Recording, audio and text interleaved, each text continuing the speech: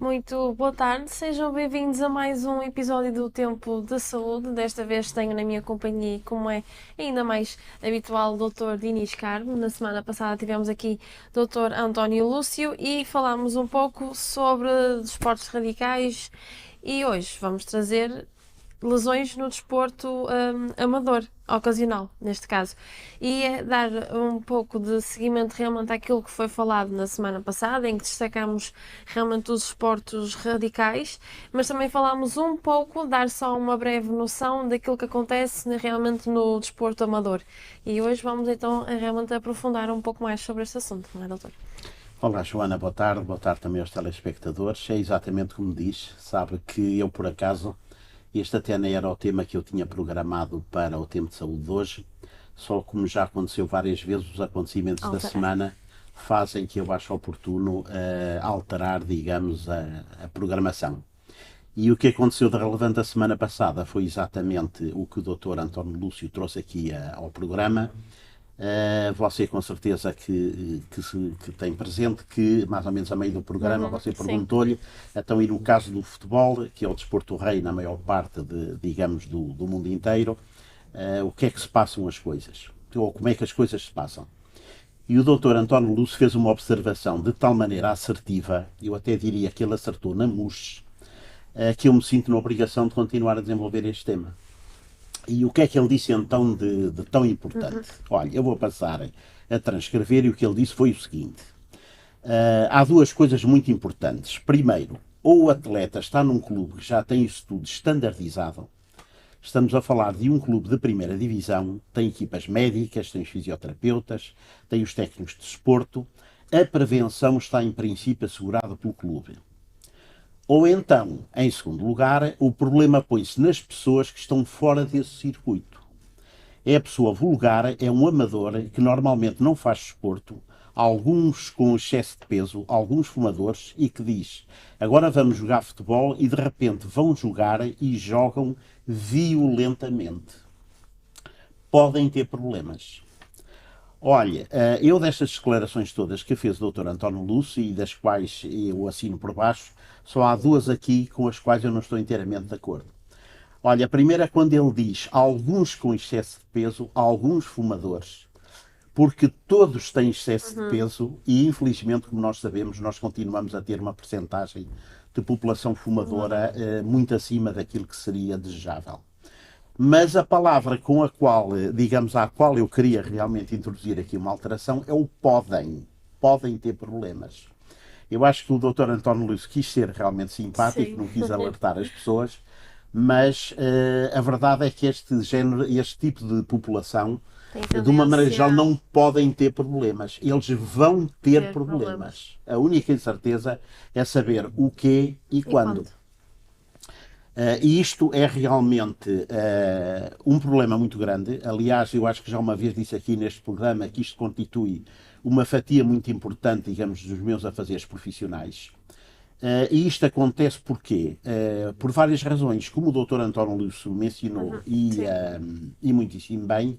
Primeiro porque muitas vezes e começa logo porque estas pessoas não passam por um crivo de um escrutínio médico, Sim, por um sumário que leque de seja. várias De maneira análises. que eu aconselhava fortemente as pessoas, tal como ele também já fez, a que realmente, no mínimo, façam um eletrocardiograma, uma prova de esforço, algumas análises básicas, pelo menos no sentido de excluir, digamos, aquelas coisas mais vulgares e que Sim, podem doenças ser que podem surgir durante exatamente. o percurso da pessoa. Depois, o grande problema é a falta de preparação. Sabe que isto é uma coisa que eu ouço todos os dias, pessoas que chegam ao meu consultório e eu, digamos que é quase uma inerência da minha especialidade, perguntar às pessoas, para além de perguntas básicas como a idade, a altura, o peso, perguntar a profissão e se têm Um alguma tipo prática desportiva. desportivo.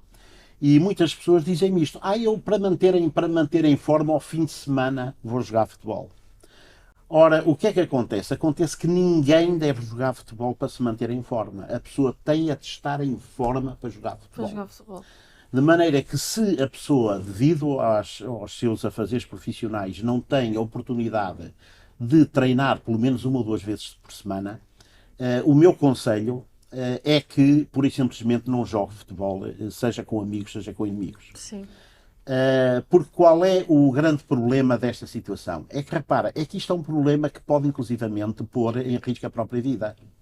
Porque se nós temos realmente um indivíduo, como eu digo, sem treino absolutamente nenhum, fumador, com excesso de peso, com uma barriga maior do que a filha que está grávida, e vai assim de repente pôr-se a jogar futebol, Sim, quer dizer, ele para... esforço ao corpo que se calhar que não vai aguentar. Ouça, ele pode ter uma morte súbita. Para a pessoa ter Sim, uma e morte são muitos súbita os de um infarto casos de miocárdio ou de uma embolia pulmonar, isto são casos que infelizmente acontecem, se não é todos os dias, é todas as semanas ou todos os meses.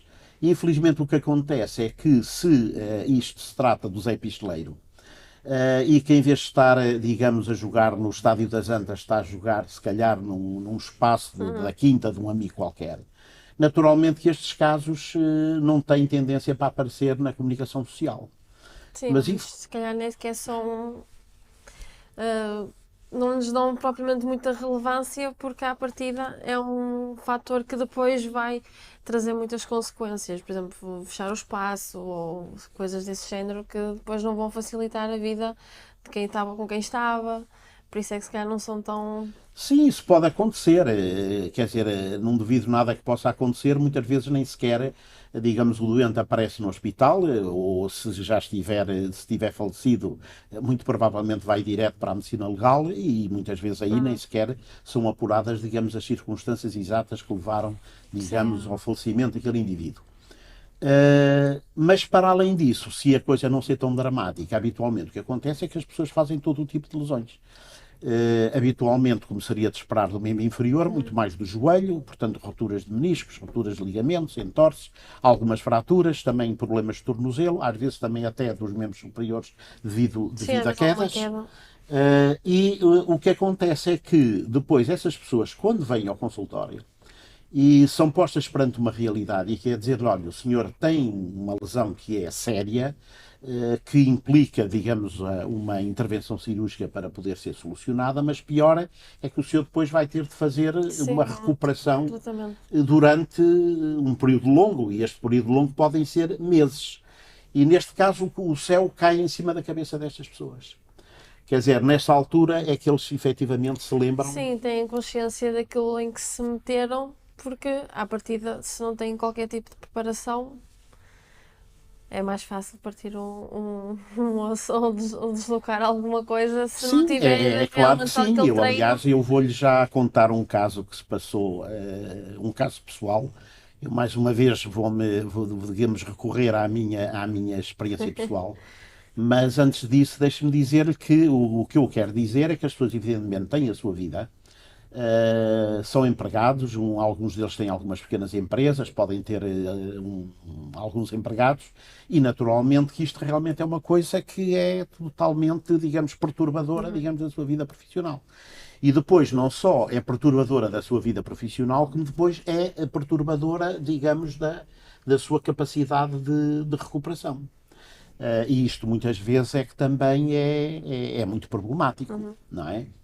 Porque, repara, Sim, são recuperações longas. são À partida. recuperações longas, muitas vezes são recuperações dispendiosas.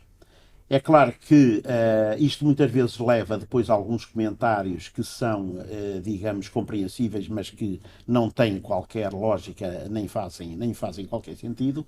Como seja, por exemplo, as pessoas muitas vezes, quando nós expomos perante esta situação e lhes explicamos a realidade, muitas vezes a resposta que ouvimos é a seguinte: então, mas como é que aqueles profissionais, como é que aqueles jogadores Mas de como é que eles futebol, conseguem? como é que eles conseguem recuperar com aquela rapidez e tal? É claro que isto, digamos, que digamos, um argumento que facilmente Sim, não. se compreende, porque é claro que é Se completamente calhar as pessoas diferente. não percebem aquele trabalho todo que esse tal atleta, que até pode estar lesionado, mas o trabalho todo que ele já teve para trás, assim digamos, e que daqui para a frente vai facilitar muito mais o processo de recuperação. Sim, claro que sim. Repara, é que não é só o facto de serem indivíduos. Quer dizer que geralmente têm o peso ideal, que têm uma preparação física de topo, mas também o facto de emocionalmente que serem pessoas também muito Sim, já motivadas, estarem depois não preparados. terem de se estar a preocupar com o escritório, com os empregados, com o patrão, Depois que também tem meios que não estão à disposição ou facilmente à disposição da maioria das pessoas. Nós já fizemos aqui alguns programas relacionados com o tema se o dinheiro é capaz de influenciar ou não os cuidados de saúde. É muito provável que alguns telespectadores ainda se lembrem disso. E, portanto, repare que, sobretudo, se estivermos a falar aqui de atletas de topo, é evidente que para eles não é qualquer problema, quer dizer, terem um terapeuta por conta deles, a fazer-lhe recuperação 2 vezes por dia, de manhã à tarde, se for preciso repetir a ressonância magnética mensalmente ou até de 15 em 15 dias para ver o progresso da lesão, isto para eles também não é problema nenhum, ou porque o próprio clube se encarrega de o fazer, ou porque eles têm capacidade económica, digamos, para, digamos, fazer face a todas estas despesas inesperadas. E, portanto, é evidente que isto é algo que não está, digamos, portanto, à disposição, digamos, dos comuns dos mortais. Depois, sabe que eu também, o doutor António Luís Batista também falou aqui de algo que eu também achei particularmente pertinente. Foi quando ele disse: vão jogar e jogam violentamente. Ora, eu também estou de acordo que isto realmente é aquilo que se passa, sobretudo no desporto amador. E o que é a violência? Porquê a violência? Olha, eu acho que a violência tem a ver com 3 fatores. Olha, o primeiro é a violência logo antes de começar o jogo. Porque o que é que acontece? Muitas vezes o dito atleta, quer dizer, sai do emprego, mete-se no carro, vai a correr para o campo, chega lá atrasado, os colegas já estão a jogar, de maneira que ele veste à pressa uns calções e uma camisola e vai para dentro do campo e começa, digamos, como diz o povo, a dar um litro, sem qualquer tipo de aquecimento, sem qualquer tipo de preparação. Sim, que é algo muito essencial num atleta. Evidentemente, quer dizer, de maneira que isto é logo meio caminho andado para, digamos, para uma lesão, para a desgraça. Depois, sabe que muitas vezes a violência também é física, porque muitas vezes as pessoas não têm a preparação, não têm o conhecimento e muitas vezes podem, digamos, dar origem a lesões ou neles ou nos colegas por desconhecimento, por falta de preparação, por toda, digamos, este tipo de circunstâncias. E depois, isto também tem muito a ver com a violência psicológica. Porque repara, não é por acaso que, de uma maneira geral, os clubes de topo não têm só médicos, não têm só fisioterapeutas, mas também têm psicólogos. Porque, naturalmente, que todos os atletas profissionais, eles sabem que vão ser criticados, que vão ser insultados. Sim, têm de saber lidar com... Exatamente, e têm de saber lidar com essas situações de stress. Eles sabem que podem, digamos, ser, digamos, acossados por colegas de trabalho. Sim, ou até mesmo um passe falhado. Exatamente, quer dizer, logo em portanto, exatamente. É claro que às vezes isso pode surgir com mais ou menos malícia, eles sabem disso e estão ou deviam estar preparados psicologicamente para digamos, para ser capaz de lidar com essa situação.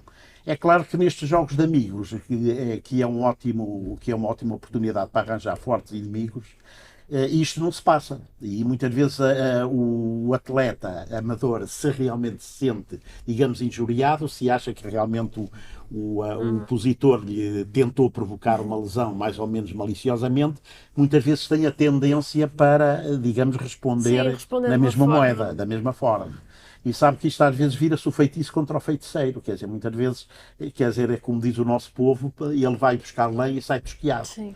Portanto, há toda esta série de circunstâncias que podem fazer, que tornam com que esta população seja altamente, digamos que, vulnerável a lesões. E eu, aliás, por acaso há bocado disse-lhe que ia falar até do meu caso pessoal, da minha experiência, porque sabe, eu acho que também já disse aqui no tempo de saúde que eu tinha uma avó que dizia que o diabo sabe mais por ser velho que por ser o diabo. E eu, como já tenho uns aninhos, já tenho muitas histórias para contar. E esta trata-se de quando eu tinha 32 anos de idade, de maneira que repare que não era propriamente um idoso, e acontece que isto passou-se no hospital onde eu trabalhava, na África do Sul. Esse hospital chamava-se Baraguana e sabe que tinha uma alcunha que era o Porto Chuguana. Porque acontece que nessa altura havia tantos médicos portugueses nesse hospital que eram em número suficiente para fazer não uma, mas 2 equipas de futebol. Se calhar até ainda haveria mais alguns suplentes. De maneira que houve um dia, creio que um sábado, um domingo de manhã, ou um sábado de manhã, um dia qualquer de fim de semana, que eu tinha estado de serviço à noite Aliás, nós fazíamos lá períodos de serviço de 24 horas. E sabe que, portanto, a urgência naquele hospital era particularmente violenta. Quer dizer, às vezes tomáramos nós tempo para comer qualquer coisa, é claro que a Sim, cor dos nunca lençóis teriam. nós nem sequer o víamos, não é? De maneira que eu no outro dia de manhã ia a sair e encontrei-me com um grupo de colegas que iam jogar futebol. E eles interpelaram-me e disseram ao Diniz, vem jogar, porque olha, falta-nos aqui falta aqui um elemento numa das equipas, de maneira que vem jogar connosco e tal, não sei o quê. E eu na altura comecei por dizer, olha, eu não vou porque eu não jogo futebol, não gosto muito de futebol, além do mais estou cansado, acabei de sair da urgência. Mas houve um colega que insistiu e disse, anda lá, olha, quando fores para casa da maneira que dormes melhor e tal, não sei o quê, pá, de maneira que andas a jogar, não sei o que mais. De maneira que, repare, eu acabei por lhe fazer a vontade e fui jogar. Portanto, eu que, como eu digo, não tinha efetivamente experiência de jogar futebol, eu quero lhe dizer já agora que eu cheguei a ser atleta do Futebol Clube do Porto, mas não foi de futebol, foi de atletismo. Eu futebol nunca joguei muito. Nunca foi Há uma uns área. anos que não fazia realmente preparação física, a verdade é essa. E depois, reparem, aqui é um fator fundamental, eu fui cansado para dentro Sim, estava tudo a favor de não ir. Portanto, jogar. exatamente, de maneira que estava aqui Eram vários a fatores receita, que. fatores que realmente anunciavam a desgraça. E ela aconteceu. Porque sabe que eu ainda não estaria a jogar talvez há 10 minutos e levei uma sarrafada e parti a perna. Quer dizer, eu fiz uma fratura do perónio, para quem não tem assim o assunto presente, o perónio é o osso mais pequenino da perna, de maneira que, olha, tive de voltar outra vez para a urgência de onde tinha mas saído, desta vez já desta foi vez deitado na na qualidade cama. do doente, e saí deitado na cama e saí de lá com a perna engessada. De maneira, isto só para lhe dizer que isto realmente são situações a evitar, que é necessário que as pessoas tenham muito cuidado, porque, como eu digo, a percentagem ou a potencialidade que estas situações têm para lesões sérias são Sim, são efetivamente muito. enormes. E depois também temos um outro fator, é que por muito que custa às pessoas, sabe que 40 anos não são 2 vezes 20, nem 50 são 2 vezes 25. E sabe que é curioso a quantidade de pessoas que têm consciência que estão a envelhecer, porque vêm-se ao espelho e veem os cabelos brancos, veem as rugas na cara, mas parece que tenha uma sensação, uma percepção de que por fora estão velhos, mas por dentro Tem que uma está tudo alma ainda como jovem. estava há 20 anos atrás. E isto infelizmente não é verdade. Olha, e eu para lhe ilustrar este pormenor, eu trouxe 2 diapositivos que eu peço à produção agora para passar. Olha, um deles é de um joelho de uma jovem de 22 anos. Estas fotografias foram feitas durante uma artroscopia, ou seja, durante o exame que é feito, portanto, com aquelas óticas que são introduzidas dentro da articulação, como se faz nas endoscopias, nas colonoscopias, que são exames que são vulgares e conhecidos de praticamente toda a Sim, gente toda a hoje em dia. E, como eu digo, no primeiro diapositivo podemos ver o joelho de uma jovem de 22 anos, tudo aquilo está bonito, tudo aquilo está regular, tudo aquilo Sim, está está tudo muito transparente, limpo. está tudo limpo, está tudo bonito. Aquela espécie de chouriça que se vê no meio é um dos meniscos, é um menisco interno. Acima vê-se a cartilagem que cobre o osso do fémur, que é o osso da coxa. Portanto, em baixo temos o osso que se articula com o fémur e que é a tíbia. E, como as pessoas podem ver, tudo aquilo respira saúde. Ora, o segundo diapositivo diz respeito a uma jovem de 65 anos, uma senhora que se veio queixar porque também tinha problemas no joelho. As pessoas podem ver e eu acho que não é preciso ser Sim, ortopedista nem sequer explicar médico muito para para mostrar realmente as que pessoas poderem ver que qualquer a diferença. semelhança entre uma situação e a outra parece uma pura coincidência. E eu já agora vou só aproveitar o último minuto para também já agora também lhe relatar também outro caso pessoal e que foi o seguinte, sabe que eu não fui a primeira pessoa em Portugal a fazer artroscopias. Aliás, essa honra pertence ao Dr. Mário Bessa, um nome bem conhecido, que durante muitos anos foi o ortopedista do Futebol Clube do Porto. Mas eu não fui o primeiro, mas terei sido, digamos, um dos primeiros, ou estaria entre dos primeiros. E numa altura em que eu comecei a ir a operar uma determinada clínica, eu marquei uma artroscopia e mandei marcar a artroscopia para 1h30 de cirurgia. Acontece pouco tempo depois, eu estava a receber um telefonema da chefe do bloco a dizer-me, doutora, olha, eu queria esclarecer aqui uma situação, eu acho que há aqui um engano. O senhor quantas artroscopias é que vai fazer na quarta-feira? E eu disse-lhe ao chefe, eu nesse dia só vou fazer uma. Ah, então deve haver aqui um engano, porque a sua secretária marcou a artroscopia para a hora e meia. E eu disse-lhe, olha chefe, é assim, eu presumo que essa artroscopia me vai levar entre 1h10 e 1h20. Mas eu, por uma questão de segurança, mandei marcar a artroscopia para 1h30. E ela ficou sem saber que resposta é que me havia de dar. Creio que terá tirado uma conclusão, Sim. é que eu não devia saber fazer artroscopias. Porquê? Porque aquilo que ela estava habituada e que via fazer todos São os dias coisas era muito realmente rápidas. artroscopias que eram feitas em atletas, portanto em pessoas muito novas, que muitas vezes com lesões limitadas, uma pequena lesão meniscal e coisas deste género, e é evidente que quando o caso é este, uma artroscopia pode ser feita, já para não exagerar, eu dizia que em menos de meia hora, talvez entre 20 Ok. minutos, por aí fora. Onde é que eu quero chegar com Suponho que isto? a hora e meia não era para um caso de uma jovem. Claro que não era de uma Pois. jovem também nos 60, não é? Portanto, era uma senhora a quem eu lhe fui fazer, chamemos-lhe uma limpeza articular. Portanto, fui realmente tentar fazer uma toalete toda aquela articulação, no sentido de lhe evitar, digamos, Sim, problemas. fazer uma prótese, quer dizer, numa idade em que ela ainda estava, digamos, com um Podia haver bocadinho algum tipo ainda. de solução. Exatamente. De maneira que onde eu quero chegar e onde eu penso que esta história é relevante é mais uma vez para demonstrar e Sim, para as as pessoas terem diferenças. consciência que há efetivamente uma diferença abissal entre, digamos, uma idade de 20 ou 30 anos e outra de 50 ou 60 e, portanto, as pessoas têm de se mentalizar ou devem mentalizar-se que não podem, digamos, aos 60 anos querer fazer Sim, andar exatamente a aí mesma a coisa correr que feitos faziam aos 30. malucos, como se costuma dizer. Muito bem, doutor. Penso que conseguimos deixar aqui o alerta principal, que é para mesmo que sejam praticantes de desporto amador, que tenham pelo menos um mínimo de cuidado e que façam os exames então regulares para perceber se realmente podem entrar em campo a 100% para ajudar uma equipa, não é? Assim mesmo, doutor. É, sem dúvida. Muito obrigada, Ora, então, essa, foi um prazer, por como mais sempre. um episódio aqui no novo canal. E termina assim este tempo de saúde. Relembro que pode ver este programa e outros nas nossas plataformas sociais e em novocanal.pt. Uma continuação de uma boa tarde.